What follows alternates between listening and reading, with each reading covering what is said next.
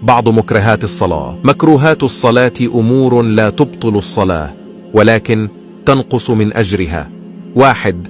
الالتفات، وقال صلى الله عليه وسلم: هو اختلاس يختلسه الشيطان من صلاة العبد. 2. رفع البصر إلى السماء، مكروه وقيل بل محرم، للحديث: لينتهين أقوام عن رفع أبصارهم إلى السماء في الصلاة أو لتخطفن أبصارهم. افتراش الذراعين في السجود، كأن يمد يديه من مرفقيه إلى كفيه ويلصقهما بالأرض، هذه الصفة مكروهة للحديث: اعتدلوا في السجود ولا يبسط أحدكم ذراعيه انبساط الكلب. العبث، وهو عمل ما لا فائدة منه ولا حاجة له، سواء كان برجل أو يد أو لحية أو ثوب أو غير ذلك.